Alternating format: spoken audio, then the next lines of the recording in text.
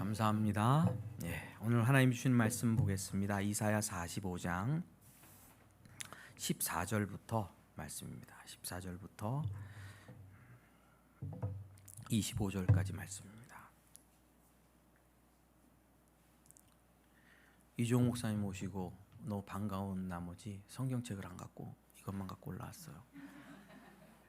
요즘 눈이 잘 안 보이는 거 아시죠? 저도 이렇게 아까 찬송가 부를 때도 잘 안 보이고.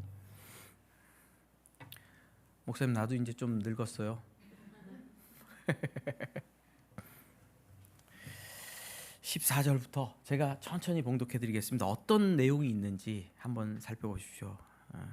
아무나 이런 말씀을 전할 수는 없습니다. 이 실력이 좀 돼야 되는데 저는 감히 감당 못할 말씀을 또 이렇게 오늘 전해 주실 겁니다. 여호와께서 이같이 말씀하시되 애굽의 소득과 굿수가 무역한 것과 스바의 장대한 남자들이 내게로 건너와서 내게 속할 것이요 그들이 너를 따를 것이라. 사슬에 매어 건너와서 내게 굴복하고 간구하기를 하나님이 과연 내게 계시고 그 외에는 다른 하나님이 없다 하리라 하시니라. 구원자 이스라엘의 하나님이여 진실로 주는 스스로 숨어 계시는 하나님이시니이다. 우상을 만드는 자는 부끄러움을 당하며 욕을 받아 다 함께 수욕 중에 들어갈 것이로되 이스라엘은 여호와께 구원을 받아 영원한 구원을 얻으리니 너희가 영원히 부끄러움을 당하거나 욕을 받지 아니하리로다. 대저 여호와께서 이같이 말씀하시되 하늘을 창조하신 이 그는 하나님이시니 그가 땅을 지으시고 그것을 만드셨으며 그것을 견고하게 하시되 혼돈하게 창조하지 아니하시고 사람이 거주하게 그것을 지으셨으니 나는 여호와라. 나 외에 다른 이가 없느니라. 나는 감추어진 곳과 캄캄한 땅에서 말하지 아니하였으며 야곱 자손에게 너희가 나를 혼돈 중에서 찾으라고 이르지 아니하였노라. 나 여호와는 의를 말하고 정직한 것을 알리느니라. 열방 중에서 피난한 자들아 너희는 모여오라. 함께 가까이 나오라. 나무 우상을 가지고 다니며 구원하지 못하는 신에게 기도하는 자들은 무지한 자들이니라. 너희는 알리며 진술하고 또 함께 의논하여 보라. 이 일을 옛부터 듣게 한 자가 누구냐? 이전부터 그것을 알게 한 자가 누구냐? 나 여호와가 아니냐? 나 외에 다른 신은 없나니 나는 공의로 행하며 구원을 베푸는 하나님이라. 나 외에 다른 이가 없느니라. 땅의 모든 끝이여 내게로 돌이켜 구원을 받으라. 나는 하나님이라. 다른 이가 없느니라. 내가 나를 두고 맹세하기를 내 입에서 공의로운 말이 나갔은즉 돌아오지 아니하나니 내게 모든 무릎이 꿇겠고 모든 혀가 맹세하리라 하였노라. 내게 대하여 어떤 자의 말이 공의와 힘은 여호와께만 있나니 사람들이 그에게로 나아갈 것이라. 무릇 그에게 노하는 자는 부끄러움을 당하지 아니하리라. 그러나 이스라엘 자손은 다 여호와로 말미암아 의롭다 함을 얻고 자랑하리라 하느니라. 아멘. 오늘 물밑 작업이란 제목으로 우리 이종호 목사님 나오셔서 말씀 전해 주실 텐데요. 우리 박수로 좀 환영하겠습니다.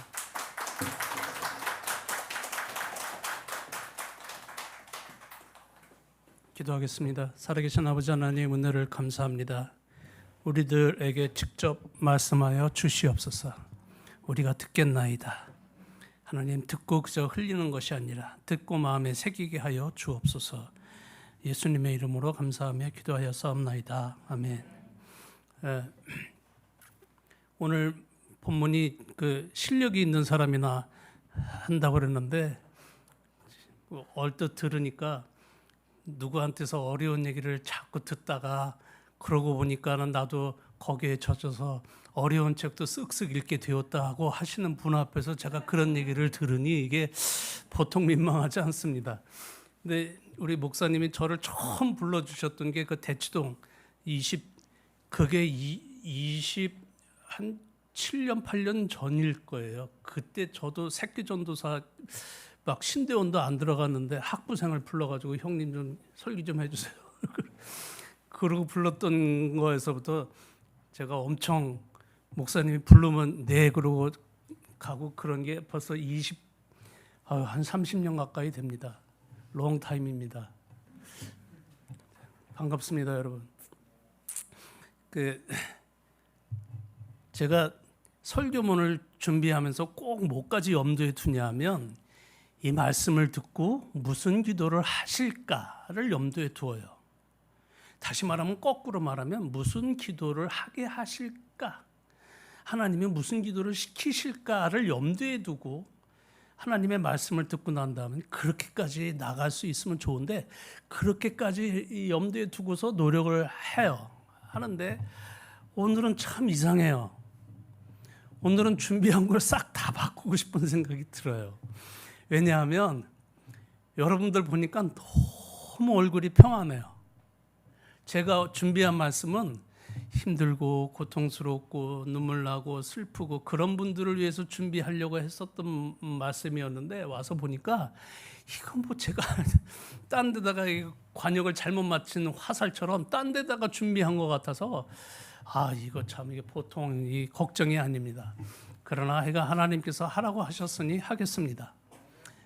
들으시고 은혜가 되시면 아멘을 큰 소리로 해주시면 하나님께서는 기뻐하시고 저도 은혜가 되고 우리 서로 기쁘고 즐거운 시간이 될 줄로 믿습니다. 오늘 본문은 조금 어렵습니다. 어려워요. 내용 자체가 어려운 건 아닌데 이게 막 꼬여 있어요. 무슨 얘기냐 하면 이렇습니다. 여기가 지금 무대 같잖아요. 이 무대에 등장인물이 몇이냐 하면 셋이 있어요. 셋. 맨 앞에 있는 14절과 맨 밑에 있는 25절이 한 그룹이에요. 그게 두 개의 존재인데 한 그룹처럼 역할을 해요. 그게 뭐냐 하면 사자들이라고 하는 거죠. 하나님의 대리인들. 그 다음에 하늘들. 하나님이 창조하셨대 하나님이 어떻게 창조하셨는가를 고백하는 그런 존재들이 있어요. 그 두 가지 존재가 한 그룹으로 있고 그 사이에 맨 앞과 뒤가 그렇게 돼 있고 사이사이에 뭐가 있냐면 고레스가 말을 한번 하면 하나님이 그거에 대해 답하시고 또 고레스가 뭐라고 얘기하면 하나님이 답하시고 그런 게 왔다 갔다 해요. 그러니까 무대에는 한 분의 하나님과 두 존재가 있겠죠. 사실은 세 존재예요.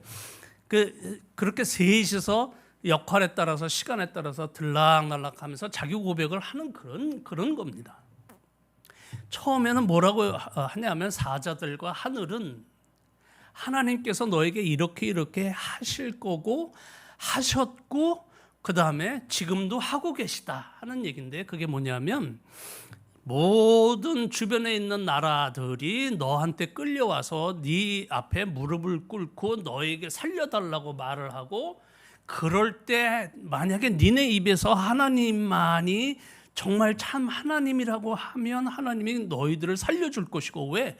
나한테 그런 힘을 위임해 주셨기 때문에 그렇기 때문에 고레스인 나는 그렇게 너희가 하나님이 최고다 하나님만이 최고의 하나님이다라고 고백하면 살려줄 것이고 아니면 다 죽일 것이다.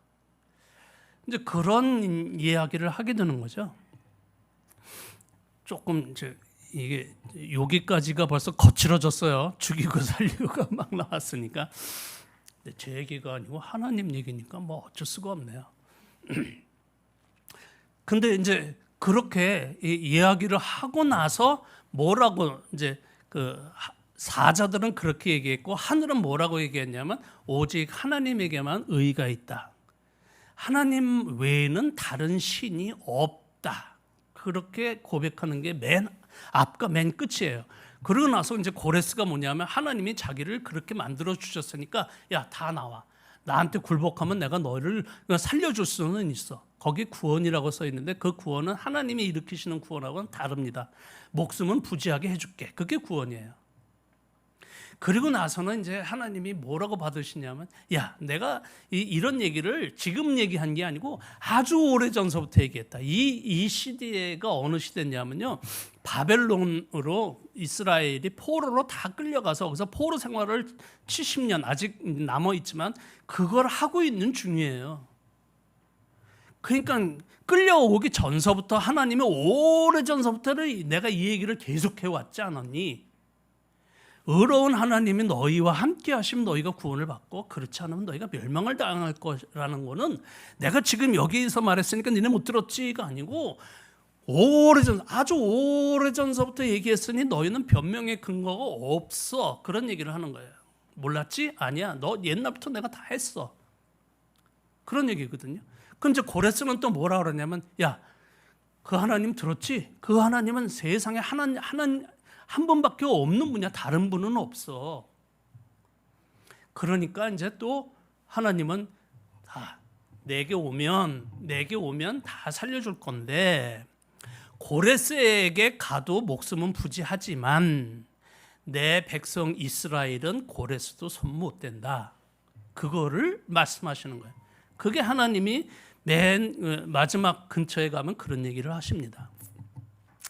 여러분 혹시 그 누구를 위하여 종을 울리나 스페인 전쟁 중에 있었던 사랑 얘기 아시나요? 이게 성경에 있는 거 아셔요? 성경이요 마지막 전쟁이 일어나요. 아마겟돈. 이거는 또 이제 목사님 앞에서 나도 어려운 걸 잘 읽어 그러니까 이게 뭐 자격 지시면 나도 이런 거 알아 그러고 막 얘기하는 것 같아요. 이게 아마겟돈 전쟁이 마지막 마곡과의 전쟁이라고 합니다. 이게 마지막 전쟁이에요. 이 전쟁이 끝나면 이제 모든 이 지상 역사는 끝나고 하늘로 올라가는 역사만 남아요.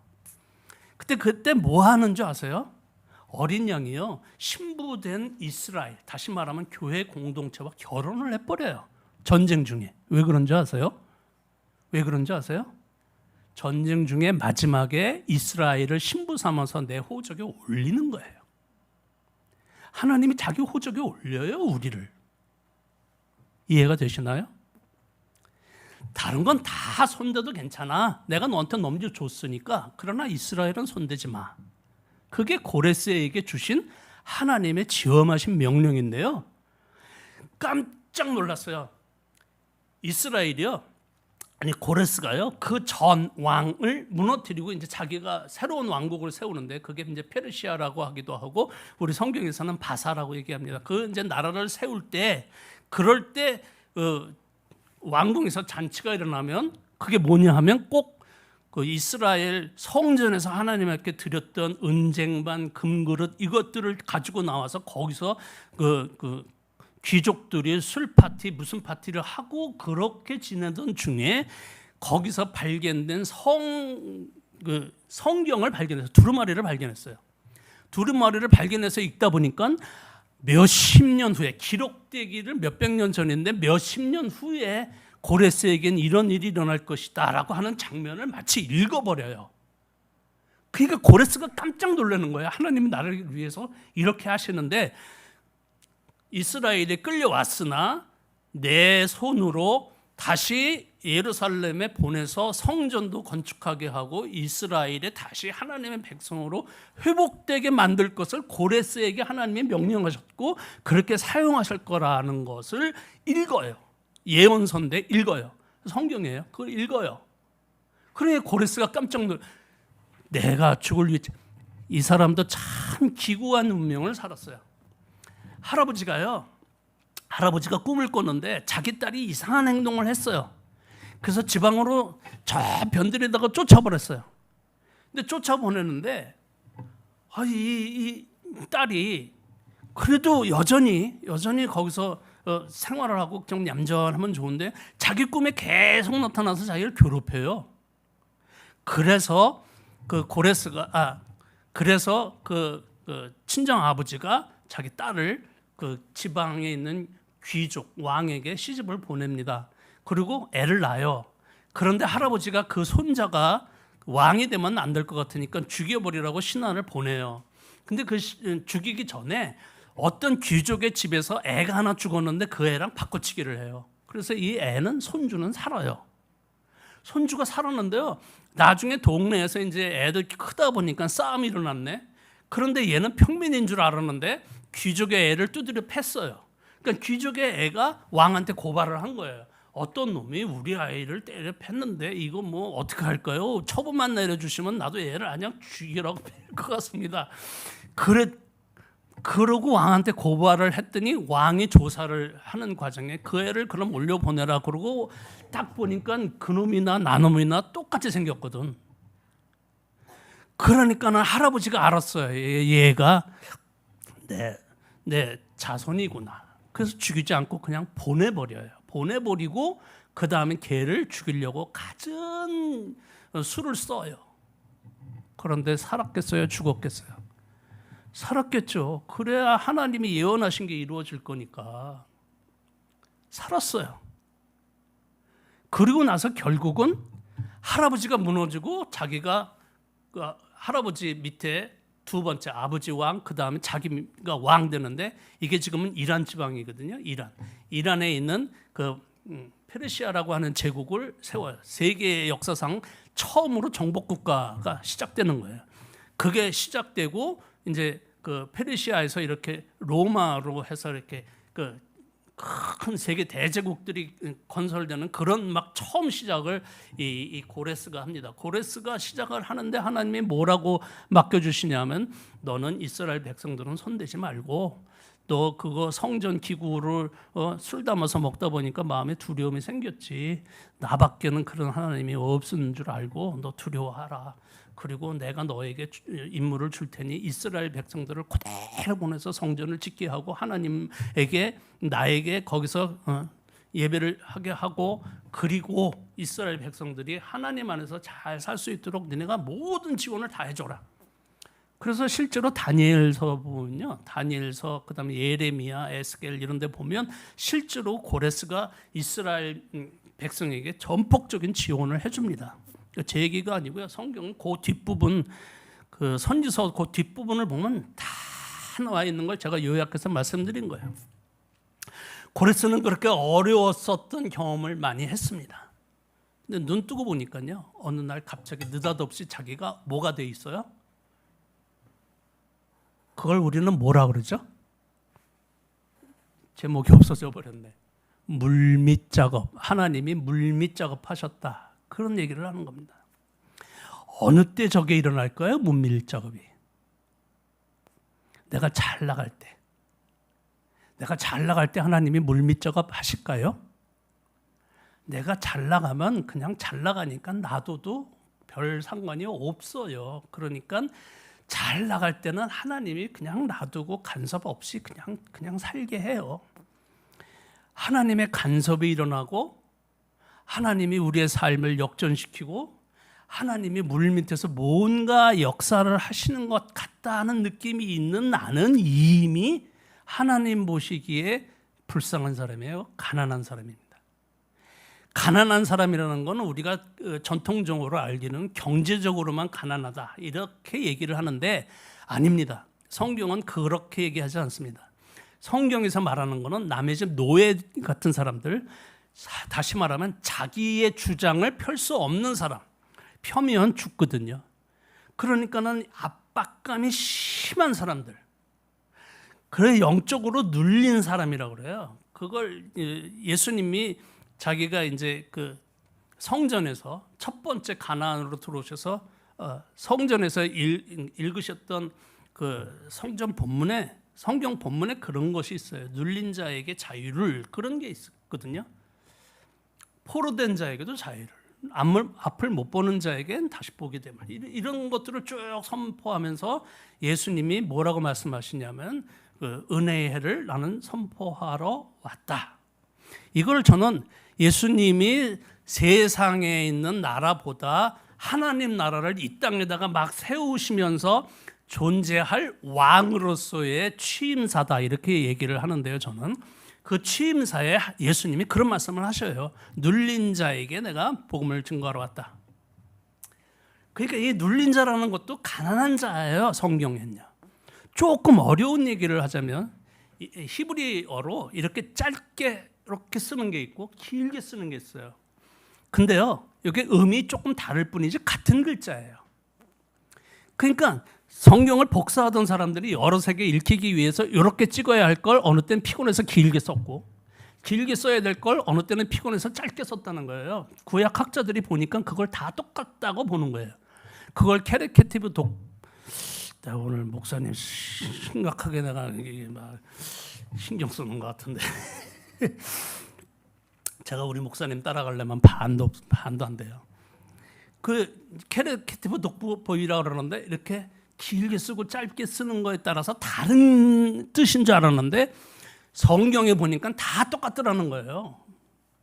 9편에는 길게 써 있는 게 10편에는 짧은 걸로 해석이 됐고 10편 9편에는 짧은 게 10편 똑같은 글자예요. 10편에는 다르게 해석되어 있는데 그걸 종합해 보니까 같은 단어다. 짧게 쓴 단어는요. 그건 궁핍한 사람을 말해요. 길게 쓴 사람은 전통적으로 뭐라고 생각했냐면 눌린 자, 자기의 그 결정권이 없는 사람, 불쌍한 사람들. 그런데 알고 보니까 다 가난한 자인 거예요. 예수님 말씀하신 건 다 가난한 거예요. 그러니까 우리는 다 가난해요. 하나님 앞에서 다 불쌍한 사람들이에요. 우리가 어느 때는 뭘 결정하려고 할 때 발발발발 떨잖아요. 제가 그래요. 제가 물건을 살려고 그러면 그냥 한 번에 팍 찌르고 좋은 거 쓰면 좋은데 꼭 아낀다고 요만한 거 사다가 그거 10개 모아서 큰 덩어리 사도 그 10개 그냥 얼마 안 쓰고 또 사야 되고 그 청승을 떨다가 늘 망하는 게 저예요. 그냥 그러지 않고 그냥 마음이 얼마나 그게 참 불쌍하게 사는 거예요. 차라리 그냥 한 번에 확 그러고 길게 오래 잘 쓰면 좋은데 그러니까 내 마음도 내 마음대로 스스로 결정하지 못하고 결정권이 없이 막 내 삶에 질질질질 끌려가니까 이게 얼마나 불쌍해요. 그런 사람들을 통칭해서 다 가난한 사람이라고 하는데 그 가난한 사람에게 하나님의 물밑 작업이 일어난다. 하나님의 물밑 작업이요.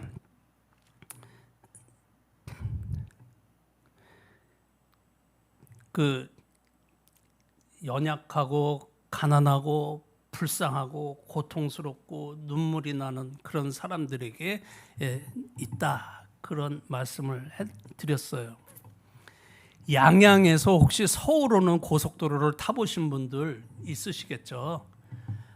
아닌 분들은 거의 없을 것 같은데 양양에서 서울을 오다 보면 긴 터널을 하나를 지나요.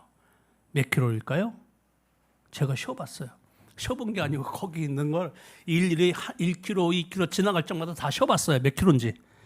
이야, 14km예요. 14km. 14km면요. 자동차로 빨리 달려도 10분이에요. 10분. 제 설교가 오늘 25분, 30분이면 끝날 것 같은데 3분의 1이에요. 3분의 1이면요. 푹 자고 주무실 만한 시간이 돼요.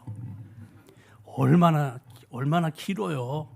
10분 동안을 그렇게 그 터널을 지나가는데요. 이거 참 길더라고요.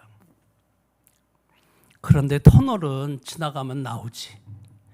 인생을 살다 보니까 어느 때는 소리를 질러도 앞이 안 보일 때가 있어요. 인생은 어느 때 소리가 나서 진짜 소리를 질러도 어떻게 변화될 기미가 없이 그 자리이고 나에겐 누구도 옆에서 뭔가 내가 어디 손잡을 때도 없고 마치 그런 거예요. 깜깜한 밤인데 양쪽은 낭떠러지. 선교지 가다 보면 그런 데가 있어요. 그냥 차 하나 지나가면 될 만한 데인데 이렇게만 흔들어도 떨어져요. 양쪽에 낭떠러져요. 그런 데를 선교하러 가요. 그런 데가 있어요. 깜짝 놀래요. 아무도 의지할 데가 없이 소리를 아무리 질러도 듣지 못하고 아무리 없어도 나 혼자밖에 없는 것 같은 그런 상황이 있을 때가 있더라고요. 살다 보니까 고통스러울 때 있어요. 와이프한테도 고통스럽다고 말 안 해요. 남자잖아. 그렇잖아요. 하나님을 믿잖아. 나 혼자 끙끙 앓면 됐지. 뭐하러 다 알려가지고 그걸 서로 다 힘들게 만들어. 나 혼자 꾹 참고 가면 되지. 제가 은근 상남자예요. 그리고 소리를 질러도 소리 지를 수 없을 때가 있어요. 고레스 아마 그랬을 거예요. 고레스가. 자기 뱃속에 태어나기 전부터도 할아버지가 자기를 미워해서 죽이려고 했던 순간이 얼마나 많았는지 몰라요. 바꿔치기 당했을 때도 그랬고요.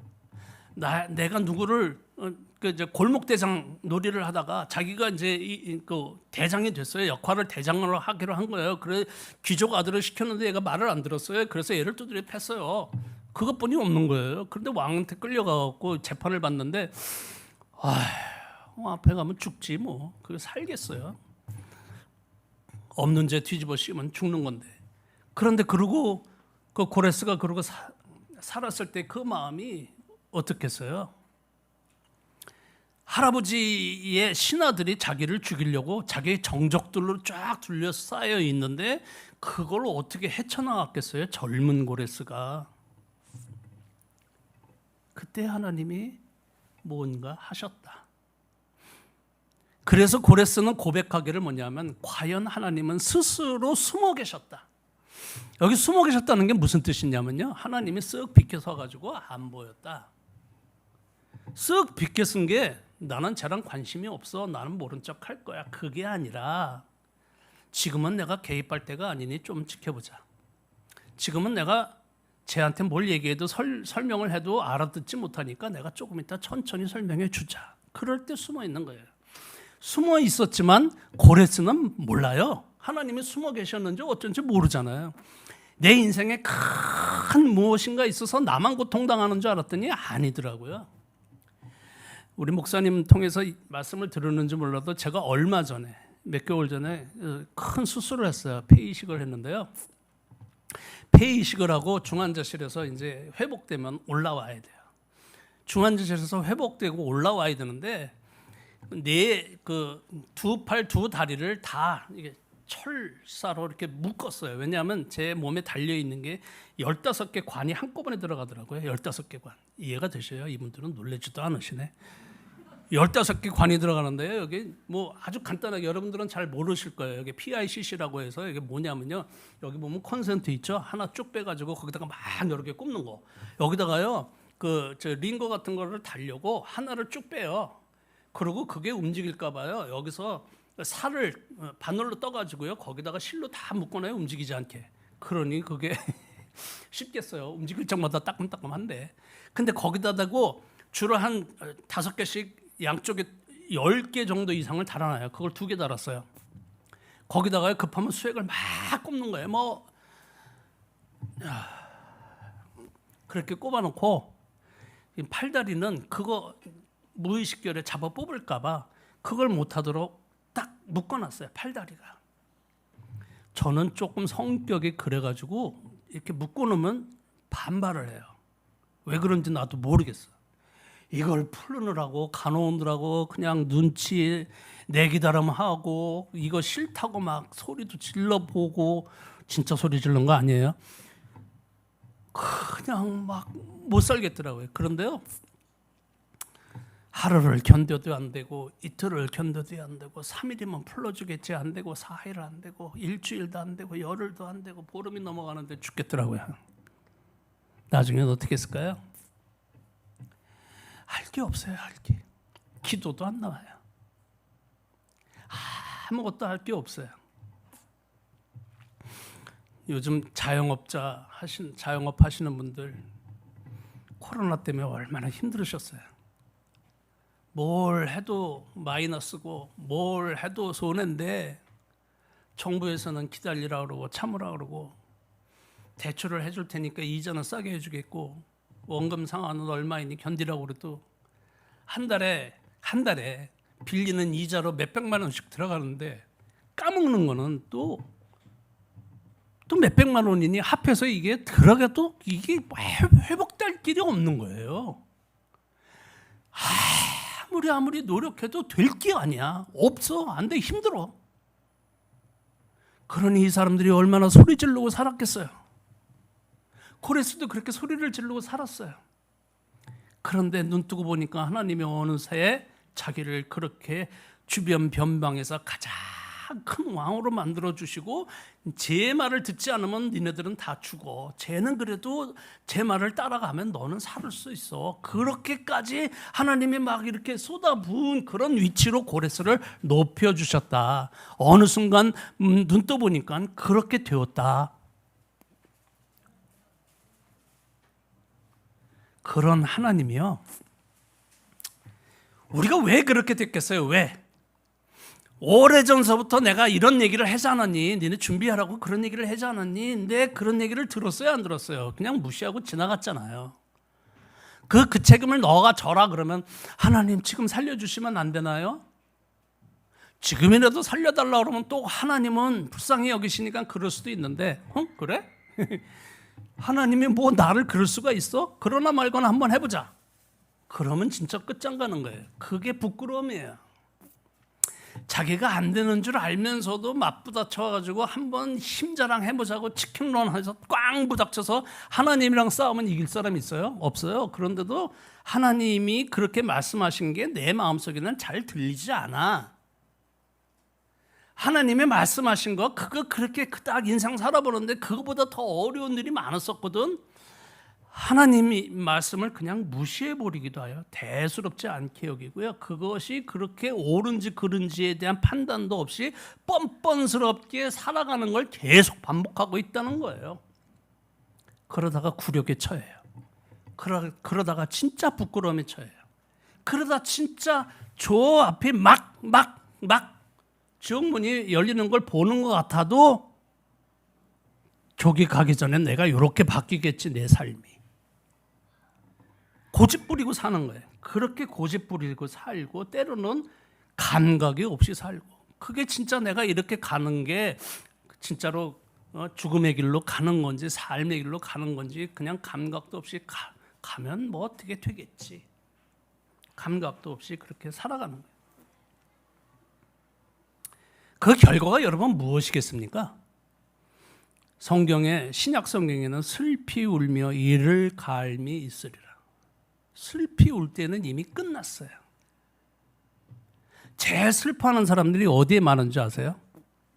제일 회개하는 사람들이 어디가 제일 많은지 아세요? 아시는 분 혹시 있으세요? 제가 오늘 점심 살게. 이럴 땐 눈이 반짝반짝 해야 되는데 제일 자기가 잘못했다고 후회를 제일 많이 하는 곳 지옥. 지옥은요 후회하는 사람들만 있어요. 거기는 천국은 감사하다는 사람만 있어요. 이상하게 달라요. 거기는 후회하는 사람들만 거기서는 그렇게 살아요.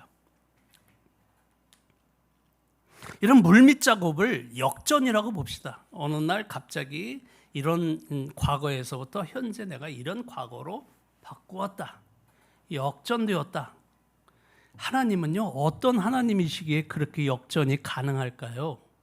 그 얘기를 조금 해보고 싶다는 거죠. 하나님 그러면 제가 칠판에다가 쓸게요. 여러분들이 하나님에 대해서 아는 걸 한 번씩 말씀해 보세요. 진짜로요. 제가 칠판에 쓰는 건 아닌데 한 번씩 얘기해 보실래요? 자, 뭐가 있을까요? 하나님은 헐. 다시 하나님은 헐. 하나님은 사랑이시다. 뭐 이런 거 있잖아요. 한번 좀 얘기해 보실까요? 자, 하나님은 얌전하신 분들만 계시네. 하나님은 지혜로우시다. 그죠? 하나님은 오래 참으시다. 하나님은 긍휼, 인애, 자비가 충만하시다. 하나님은 전지하시고 전능하시고 오래 참으시고 이런 게 많다. 그걸 하나님의 성품이라고 그래요. 성격. 우리 사람에게는 성격 그러고 하나님에게는 성품 그러는데 차이는 없어요. 하나님의 성품은 그렇다는 거예요. 또 하나 있죠. 또 하나. 하나님은 어떻게 계셔요? 이게 말 질문이 참 어려워요. 그렇게밖에는 질문할 수가 없어요. 하나님은 어떻게 계시죠? 하나님은 계시는 게 방법이 어떨까요? 첫째는 영원히 계셔요. 영원히 계셔요. 두 번째는요. 영원히 계시되 변하지 않으세요. 변하지 않아. 창조 때부터 지금까지 하나님이 이렇게 저렇게 뭐 변덕스럽게 왔다 갔다 했었으면 우리가 그 하나님이라고 믿고 따를 수가 있겠어요? 하나님은 변화하지 않으시다. 둘째, 셋째, 마지막이죠. 하나님은 무궁하시다. 이 무궁하시다가 뭐예요? 바닷물 길어도 또 바닷물은 고수위, 또 길어도 고고 또 수위, 그 똑같은 수위를 계속 더 넘치게 하면은 이 땅 위로 물 위에 올라오니까 그냥 하나님이 거기로 딱 정해 놓으셨지만 하나님은 어떻게 계시다? 영원하고 무궁하고 불변하시다. 영원에 대한 게 이해가 되시나요? 우리 아들은요 제 결과예요, 그죠? 근데 저는 누구의 결과죠? 우리 아버지의 결과예요. 근데 저는 우리 아버지의 결과이면서 동시에 우리 아들의 원인이 되는 거예요. 맞아요? 그러면요, 제 결과가 여기 있고요. 이 결과의 원인은 저고요. 그래서 이 원인이 있도록 저 위에서 저를 결과한 게 있고요. 어렵죠? 근데 그러고 올라가고 그러면 성경에서 어디까지 올라갈까요? 아담이고 그 위에는 하나님이라 이렇게 올라가요. 그러면요, 세상이 있기 전에 하나님이 이미 계셨어요. 그러니까 그게 영원한 거예요. 하나님은 영원하시고요. 이 세상을 움직이실 때 하나님의 지혜가 어떻게 됐겠어요? 아이고, 난 여기서부터 여기까지인데 우리 집사람하고 조금 또 달라.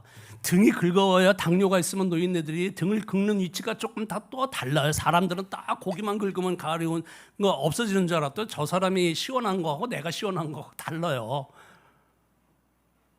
한도 끝도 없이 다른 그거를 하나님이 다 맞춰가요. 얼마나 무궁무진하세요? 하나님 변하지 않으세요. 하나님 변덕쟁이가 아니에요. 나를 사랑해 주신다고 하면 그냥 끝까지 사랑해 주시는 거예요. 왜? 영원하니까. 자, 하나 물어볼게요. 하나님은 그러면 어디나 계시나요?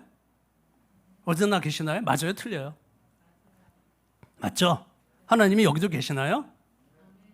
그런데 이렇게 기도하는 사람들, 하나님 임재해 주시옵소서. 뭘 여기 지금 뭐 오래전서부터 계셨는데 뭘 또 임재해? 그 임재하신 하나님을 내가 지금 느끼게 해 주시옵소서. 그게 제대로 된 기도지. 임재해 주시옵소서. 나 여기 있었는데. 자, 그럼 조심해 보세요. 그랬더니 애가 엄마한테 질문했어. 엄마, 하나님이 우리 집에도 계시나? 응. 엄마 지금 부엌에도 계시나? 응. 그럼 내가 혹시 하나님을 의자 위에 깔고 앉은 건 아니야? 맞아. 하나님은 어디에도 계셔요. 어디에 계셔요. 어디에도 계시다. 이게 참 두려운 말이기도 한데요. 내가 죄 지은 그 현장에도 하나님이 계셔요. 무섭죠? 하나님이 내가 불쌍할 때에도 하나님이 계시지만 하나님이 내가 죄를 지을 때도 거기 계셔요. 하나님은 어디에든지 계셔요. 내 마음에도 계시고요. 내 남편 마음도 계시고. 그러니 하나님 통해서 기도하면요, 내 남편이 무슨 마음 먹는지 다 아니까 기도 열심히 하세요. 하나도 재미없나 보네. 하나님은 그렇게 어디든지 계시는 분이에요. 영원히 계시고 변함이 없이 계시고 항상 계셔도 우리가 풍선을 보면 빵빵해지잖아요. 그걸 우리는 충만이라고 그래요. 충만. 하나님은 그렇게 충만해 계셔요. 한번 해봅시다. 하나님이 우리에게 그렇게 물밑 작업을 통해서 우리를 변화시켜요. 그렇죠? 여기까지는 동의가 되셨나요? 그러면 어떻게 해요? 영원하고 무궁하고 불변하게. 하나님이 내 안에서 뭔가 역사가 일어났다? 영원하고 무궁하고 불변하게 계속 하시는 거예요. 그럼 과거에서부터 현재까지 내가 변화됐다. 무슨 힘으로? 하나님의 그 힘으로 변화가 된 거예요. 그러면 지금서부터 미래는 그 힘으로 그렇게 갈 거예요. 그게 우리의 믿음이지. 그게 우리의 신앙이지. 그러니까요, 과거에는 내가 힘들으면 힘들다고 하나님 나 힘들어요 라고 불평을 했는데 지금은 힘들어도 미래가 보이거든. 그러니까 힘들지 않아요. 아니, 힘들어요. 그래도 하나님이 나와 함께 계셔서 과거보다는 힘들지 않고 견딜 수 있을 것 같아요.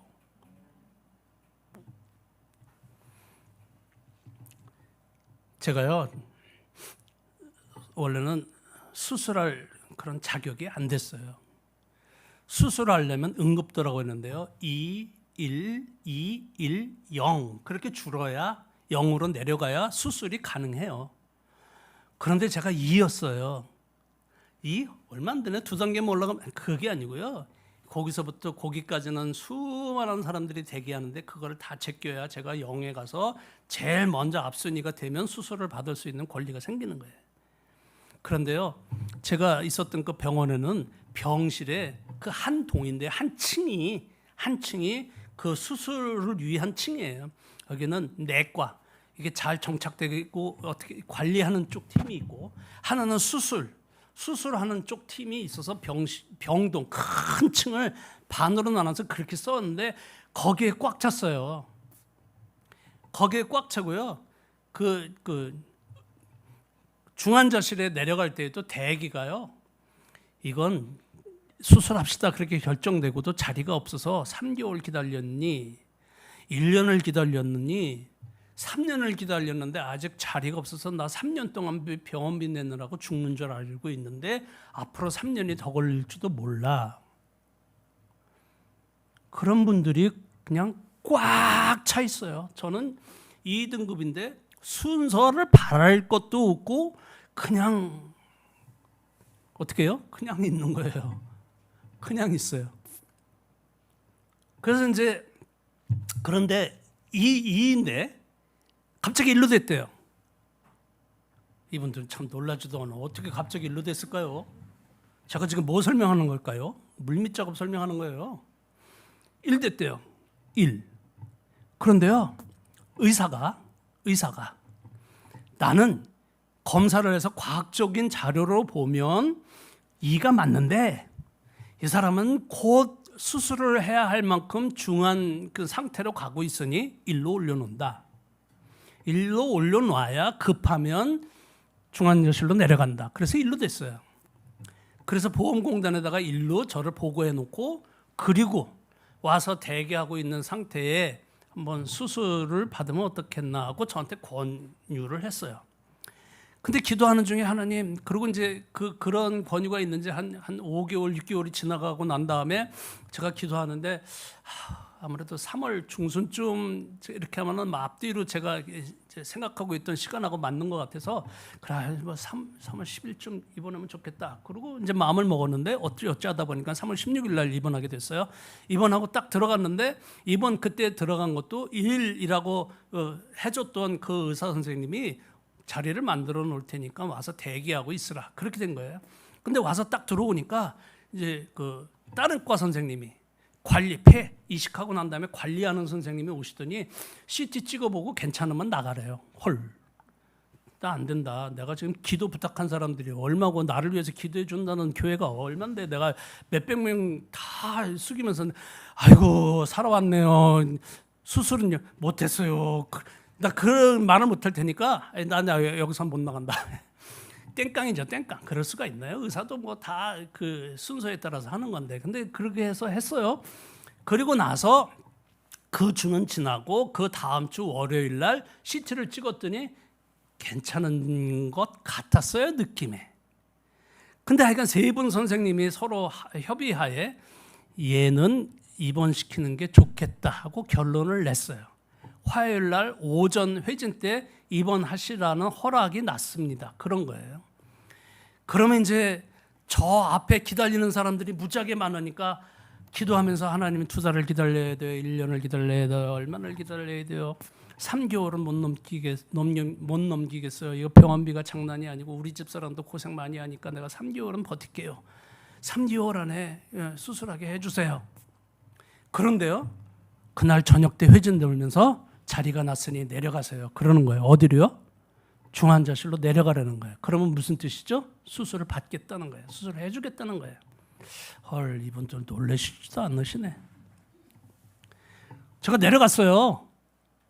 그런데 무슨 일이 있는지 저 몰라요. 과거는 뭐였죠? 제가 병실에서 대기하고 있는 거예요. 현재는 뭐였죠? 제가 중환자실에 입원하는 거예요. 그 사이에 뭐가 있을까요? 하나님이 뭔가 하셨어요. 어떻게 하셨는지 난 몰라. 난 모르는데요. 내 앞에 대기하고 있던 사람들이 너무 많았었는데 저는 O형이거든요. 쿼터별로 있어요. A형, B형, C형, C형 미안해요. A형, B형, A, B형, O형이 있는데 이 P는 그 자기가 같은 혈액형만 받을 수가 있잖아요. O형은 예외하고. 근데 O형은 O형 P밖에 없으니까 4개 중에서 3개는 확률이 줄고 하나밖에 확률이 없는 거예요. 그러니까 공연자가 나와도 나에게 올 확률은 적어요. O형 P가 별로 없어요. 그런데 하여간 어쨌든 대기하고 있는 상태에서 쑥 사람들이 없었어요. 왜 그런지 몰라요. 근데 간호원 통해서 들어보니까 어떤 사람은 너무 오래 있어가지고 이거 피를 뽑아가지고 기계에다가 산소 없으면 산소를 넣어주고 이산화탄소가 너무 많으면 그걸 좀 빼고 이게 뭐 마치 투석하는 것처럼 기계를 돌려가지고 피를 그렇게 해서 피에 산소가 많게 해주는 그런 장치를 달고 뭐 이제 이러는데 이거를 너무 오래 몸에다가 붙어 있으면 그 자리가 썩어요. 괴사가 돼요. 그래서 3개월 이상은 못 견뎌요. 그러니까 그렇게 해서 태어난 사람, 나는 이제 지겨워서 못하겠으니까는 내보내달라고 그래서 떼써서 나간 사람, 그 사람들이 그날 아침에서부터 저녁까지 쑥 빠져나가서 제가 내려가니까 첫 번째 순위가 된 거예요. 폐가 나오면 아멘, 이왕 하시는 거 크게 하시면 복 받으시기 바랍니다. 제가 내려가니까 첫 번째 순서가 된 거예요. 무조건 O형 피가 나오면 저부터 수술하게 돼 있어요. 그러고 내려갔는데 목요일 날쯤 되니까 내일 수술합시다. 이분들 놀래지도 않아 진짜. 내려간 지 며칠이에요? 이틀. 내려간 지 이틀 만에 폐가 하나 나왔다는 거예요. 그래서 폐를 가지러 갔는데 보니까 폐가 한쪽 폐에 너무 이 염증이 심해가지고 이거 가지고는 이식을 못하겠다 그러고 포기하고 올라왔대요. 그리고 나서 그 다음날 아침에 회준 돌면서 오늘 수술 포기해요. 왜 그러냐고 이제 물어봤더니 한쪽 폐가 그렇게 돼서 이 폐는 사용하지 못하니 그냥 접어두고 왔다 그랬다는 거예요. 그래서 얼마나 그냥 반이라도 날 좀 해주지. 그거 마음에 실망이 돼가지고요. 그리고 그 주는 지나갔어요. 그냥 기도할 힘도 안 나고 그냥 지나갔어요. 그 다음 주일날 누워서 하나님 이번 주 안에 해결되게 해 주시옵소서. 하나님 이번 주 안에 아이 욕심이죠. 뭐 3년도 안 된다 그러고 뭐 3개월도 안 된다 그러는데 뭐 이번 주 한 주만. 그런데요, 제가 수술을 했으니까 나왔겠죠. 12일 만에 또 다른 폐가 나왔어요. 할렐루야. 이럴 때는 아멘 크게. 할렐루야. 12일 만에 폐가 하나 또 나왔는데요. 이 선생님이 자기 밑에 그 의사들을 보내가지고 간호사 하나, 의사 하나 붙여가지고 폐를 가지러 갔는데 갔다가 와서 수술이 끝난 다음에 저에게 말하기를 자기가 대한민국에서 수술 그 경험이 최고인 그런 의사예요. 폐 이식만 300회 이상을 했대요. 폐 이식을 300회 이상을 했는데 자기가 본 폐 중에 가장 깨끗했다. 그런 폐를 제가 공여를 받은 거예요. 며칠 만에? 남들은 몇 년? 3년도 안 되네. 그래서 그냥 돌아가시는 분들, 병실에서 돌아가시는 분들 저도 많이 봤어요. 그런데 저는 12일 만에 2개가 나는데 첫 번째 폐는 그렇게 버려지고 두 번째는 가장 깨끗한 폐를 받으려고 첫 번째 폐가 그렇게 된 것 같아요.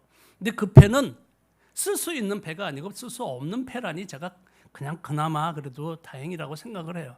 그걸 쓸 수 있는데 버렸다 그러면 죄책감이 좀 들어올 것 같았는데 그래도 그런데 가장 깨끗한 폐를 제가 받았다는 거예요. 근데 이 선생님이 수술을 해주는데요. 수술하기 전날에 자기 제자들을 데리고 속초에 세미나를 갔어요. 그게 무슨 세미나냐면 야 수술은 이렇게 하는 거야. 혈관은 이렇게 엮는 거야. 째는 건 이렇게 째야 뼈하고 이 근육하고 안 다치게 잘 짤 수가 있고 그리고 잘 넣을 수가 있는 거야. 그리고 이제 그런 거를 쭉 자기 그 선생님이고 의과대학 교수이고 제자들도 다 이제 인턴 레지던트 거쳐서 거의 이제 전문이 다 온 사람들을 그렇게 가르치는 거예요. 또 뭐 가르칠 게 또 있겠어요? 그런데 하여간 데리고 가서 가르치는 거예요. 그런데 밑에 사람이 보고에 저 폐가 하나 나왔으니까 지금 가시러 갑니다. 그래 그럼 갔다 와라. 그리고 나서 보고가 됐는데 가장 깨끗한 폐 같으니 교수님 어떡할까요? 기다려. 그리고 자기가 그때 세미나 막 이렇게 했던 거를 싹 접어두고 자기가 운전해서 밤에 왔어요. 난 참 그 선생님이 목사님은 아니지만 내가 참 존경할 만하다고 생각을 해요. 자기에게 맡겨준 환자의 어려움을 해결해 주기 위해서 그렇게 온 거예요. 밤에 자기 행사를 다 접어두고 그러고 왔어요. 그리고 나서 저를 이식 수술을 해주는데 이식을 하고 나서도 제가 이게 남아 있는 부분하고 그다음에 이게 다시 세폐를 접합한 부분에서 피가 자꾸 나오고 이게 여기다가 이렇게 빼거든요. 피를 빼는데 그게 마르지가 않아서 이게 굉장히 고통스러웠는데 이제 그게 그 문제가 되고 그래서 또 한번 수술실에 또 들어갔다 나오고 뭐 이제 이런 거를 죽었다 살았다 그런 경험이 거기서 한번 몇 번 있었나 봐요. 그런데 우리 집 사람이 그 뭐 사실을 제가 잘 모르겠지만 우리 집 사람이 의사들이 뭐라 그랬냐면 준비하세요 그런다 그래가지고 아들을 차에다 태우고 내가 묻힐 장지를 보러 다녔어요. 고마워. 장지를 보러 다녔어요. 장지를. 그런데 제가 장지 그 땅 밑으로 들어갈게요. 한번 얘기해 보세요. 보시잖아 지금. 들어갈게요. 왜요? 하나님이 또 거기서 뭔가 물밑 작업을 하시는 거예요. 이 사람이 돌아와서 그냥 뭐 그랬는데 의사가 이 사람을 쳤더니 한 고비는 넘겼습니다. 아멘도 안 하시네. 이제 놀랄 것도 없네 이제. 그런 거를 엎치락 뒤치락 그러면서 견뎌왔는데요. 그게 제가 재밌게 말을 하지만 거기서 당했던 그 순간 때의 제 마음은 이게 뭐 어떻게 설명이 안 돼요. 간증하라 그러면 제일 자신 없는 게 이 부분이에요. 다른 거는 다 간증이 잘 되는데 이 부분은 그럴 때 제가 딱 생각나는 게 있었어요. 하나님이 살아계시다고 하니 내가 뭐 고민할 게 없다. 맞아요? 하나님이 살아계시면 고민할 게 있어요? 없어요? 만약을 쭉 if 만약을 막 쫙 늘어놓고 그래도 한번 질문을 해보는 거예요. 만약 하나님이 안 계시다고 하면 그러면 지금 나에게 이런 일들이 일어나는 건 뭐냐? 갑자기 느닷없이 자격도 안 되는 사람을 입원하라고 불렀고 안 되는데 갑자기 퇴원하라고 했던 의사들이 갑자기 내려가라고 그랬고 내려가자 이틀 만에 폐가 나왔다 그러고 그 폐가 못 쓸만하니까 기다려보라 그래서 남들은 3년씩 걸리는데 나는 열흘 만에 또 폐가 나와가지고 그 폐가 가장 깨끗한 폐고 선생님은 자기가 행사가 있는데 그거 다 접어두고 나를 위해서 이식하러 왔다. 그걸 뭘로 설명하냐 이게. 하나님이 안 계신다고 하면 이게 뭘로 설명이 되는 거야? 근데 그 하나님의 물밑은요, 물밑 작업은 어떻게 하신다고요?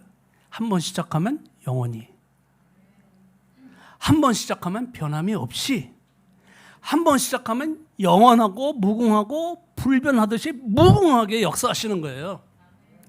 제가요, 퇴원하라고 하는 의사 선생님, 이제 병실로 올라가라고. 이제 그 중환자실에서는 할 게 없으니까 올라가서 이제 치료를 회복 과정을 거쳐야 되는 거예요. 올라왔어요. 올라오면 이제 뭐 이것저것 시켜요. 그런데 제가 며칠 만에 걸을게요. 제가 너무 세게 질문하나? 올라왔어요. 근데 그거 올라온 것도요 안 된대요. 왜냐하면 혈중에 있는 그 면역 억제제라고 하는 농도가 있어요. 이 면역 억제제의 농도가 많이 떨어져 있으면 여기서 자꾸 썩어요. 항원 항체 반응이 일어나서 접합 부분에 괴사가 일어나요. 너무 세면요, 제가 몸에 이상이 생겨져 버려요. 다른 장기에. 세도 안 되고 낮아도 안 되는 거를 하나가 신장이 나빠지든 하나가 간이 나빠지든 높고 낮으면 그래요. 그냥 그걸 잘 맞춰야 되는데 그게 잘 안 되는 거예요. 그런데 하여간 그러면서 그 의사 선생님한테 얘기했어요. 내가 지금 환경이 여기 지금 중환자실이니 이거보다 나 병실에 올라가면 우리 집 사람도 있고 그리고 사람들이 왔다 갔다 하는 거 보면은 좀 에너지도 돌 것 같고 운동도 좀 하고 싶고 그러니 올라가면 내가 조금 더 지금보다는 상태가 좋아질 수 있으니 선생님들 과학적 판단보다 나를 생각하시면 한 번이라도 돌이켜서 올라가는 방법도 생각해 보세요. 그랬더니 그날 저녁에 올라갔어요. 할렐루야. 내 입에 그런 지혜를 누가 주셨게요? 하나님이. 그리고 올라왔잖아요. 그리고 며칠 만에 일어나 걸었어요? 3일 만에. 제가요 퇴원이 수술하고 나서부터 20일 조금 넘으니까 이제 회복돼 가지고 건강해져서 의사들이 보기에는 저건 놔둬도 죽지는 않겠다 이런 정도가 되면 퇴원을 시키는데요. 그 정도가 됐어요. 그런데도 의사들이 자신 없어갖고 열흘을 붙잡아 잡았어요. 운동 더 하고 나가라고. 저 우습게 보지 마세요. 그런 사람이에요. 그리고 거기서 걷기 시작하는데 3일 만에 걸었어요. 올라와서. 이게요. 제가 나중에 우리 집사람 보고 사진 찍으라고 그래가지고 그 바늘구멍을 씌워봤는데 70구멍을 여기서부터 여기까지 70바늘을 꿰맸어요. 근데 아팠겠어요? 안 아팠겠어요? 아유, 솔직히 아프고 안 아프고는 그 신경도 안 써요. 근데 그러고 해서 하여간 걸었어요. 일어나서 걸었어요. 그리고 퇴원을 했는데요. 퇴원이 언제냐면 5월 13일 날 12일 날 퇴원했어요. 5월 13일서부터 한 일주일 열흘 동안은 그냥 집에 누워 있었어요. 그러다가 어느 날 순간에 내가 걸을 수도 있겠는데 뭐 그 우리 집 앞에 이렇게 내과가 있는데 거기 산책로가 있어요. 내를 건너면서 이쪽 저쪽으로. 근데 거기에 걸었는데요. 30분을 걸었는데 1시간을 걸었는데 1km도 못 걷는 거예요. 그냥 거북이 걸음, 여들의 80리 길이라고 그러거든요. 여들의 80리 가봐요. 그러면 하루에 10리 가는 거잖아요. 그냥 천천히 그걸 처음에는 그렇게 걸었는데 어느 순간에 내가 한번 산도 가보고 싶어. 그래서 갔는데요. 그때가 한 7월 정도 됐을 거예요. 그러니 퇴원하고 한 2달 조금 됐는데 7월 달쯤 저희 집이 치악산 밑에 있는데 치악산 둘레길이라고 있어요. 그게 한 코스가 11km 또는 8km 뭐 이런 데인데 제가 갔다가 중간에 끊고 밑에는 재미없으니까 끊고 올라오는 게 8km 정도 돼요. 그거를 8km를 매일 왔다 갔다 하는 거예요. 놀래지도 않으시네. 의사 선생님들이 숙제를 내줘요. 병실에 있을 때 숙제를 내줬어요. 요거 지켜보다가 괜찮으면 또 다음 단계로 올라갑시다. 요거 지켜보다가 며칠 지켜보다가 또 다음 단계로 올라갑시다. 그러면 며칠이 아니고요. 저는 매일매일 갱신했어요. 매일매일 다음 단계, 다음 단계, 다음 단계로. 제가 힘이 있어요. 하나님이 그렇게 하셨어요. 동의를 안 하시네.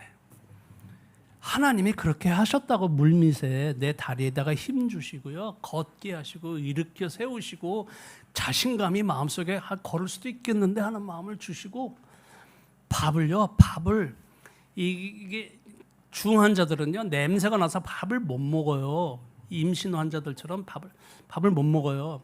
뭐 먹고 싶어서 해줘 그러다가도 이게 막 구역질이 나서 못 먹어요. 임신한 분들처럼. 그러다 먹으면 이제 또 물리고 뭐 이런 거 했었는데 그러면 이제 수술하면 더 힘들어지는데 저는 할렐루야 얼마나 잘 먹었는지 살이 뒤룩뒤룩 찌기 시작해가지고 제가 병원에 있을 때보다 지금 10kg가 늘었어요.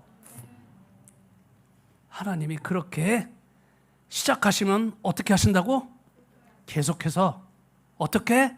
충만하게 그렇게 하신다는 거예요. 얼마 전에 제 선교지에 다녀왔어요. 거기는 2000m예요. 숨쉬기도 힘들어요. 쓰레기 마을은요. 온갖 먼지가 다 날려가지고 거기는요. 막 버스 금방 끝날 거예요. 금방 끝날 거예요. 조금 길어진 것 같아요. 그런데 그렇게 환경이 안 좋은데 거기서 제가 높아가지고 이 혈압도 문제이고 심장도 나빴거든요. 이 심장하고 폐하고 붙어 있는데요.